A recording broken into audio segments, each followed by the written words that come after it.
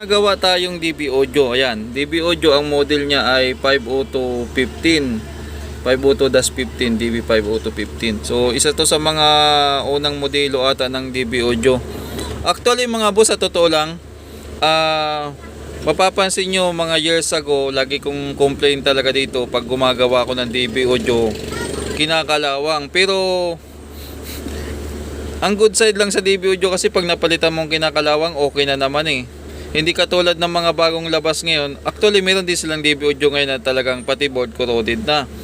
Pero yung mga dating DB Audio, pag napalitan mong kinalawang, wala ka ng problema. Hindi siya pahirap sa manggagawa. Yun nga lang, kalawang magpapalit ka kasi marami. Pero dito naman sa DB Audio na to, wala tayong gagawin dito kasi ang problema, unti-unti daw nawawala yung sounds.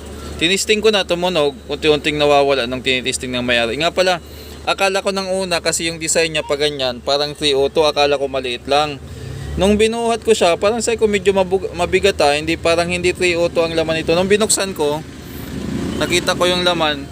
Malaki na rin pala transistor nitong DB Audio na ginagawa natin, no.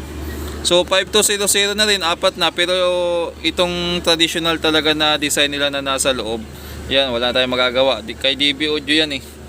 Pero yung board na ganyan mga boss, nakagawa na ako. Maganda yung PCB na ganyan. Hindi yan gaano nagko-corroded.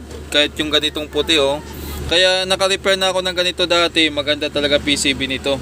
So ito yung laman niya sa likod. Hindi na gaano mabusisi. Meron siyang FM so far okay naman si DB Audio. Ang supply nitong DB Audio na to ay 40040 yan.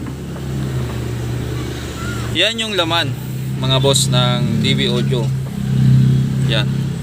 So ang problema nito mga boss ay unti-unting nawawala yung sounds. Kung mapapansin nyo dito ay ilawan natin. Ayan. Kinakalawang na yung mga terminal.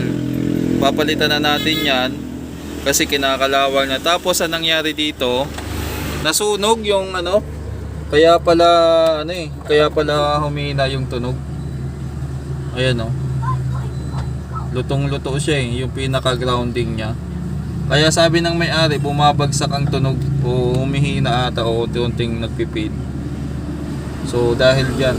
So dahil kakalasin naman natin yan, ayusin na lang natin. Yan mga boss. Yan lang yung dyan. Kumbaga, ang mangyari dito, puputulin ko to. Tapos, ihina ko na lang direksyo doon. Dito sa kabila, siguro pwede pa naman to sa kabila. Huwag na natin tong galawin. Okay pa naman dito. Naka-relay naman yung selector niyan eh. Ayan. So actually dapat dito na lang banda yung relay para kunti lang yung travel sana. Pero wala, ganyan talaga. So yung capacitor niya ay mababa nga lang capacitor nito. 8263 volts lang. Pero maganda talaga yung ganitong PCB. Naka-try ako mga boss. Maganda, hindi siya nagko-corroded. Yung ganito talaga prone sa corrosion eh. At saka yung mga green na ganyan. Pero itong green naman nila na PCB, yung dating ito eh. Dating PCB to eh, makapal-kapal din to eh. Sabi ng may-ari, yung potentiometer wag na daw galawin. Okay naman daw yan eh. So hindi na natin gagalawin yan. Ito lang yung papalitan natin diyan. Yung na yan. So saglit lang.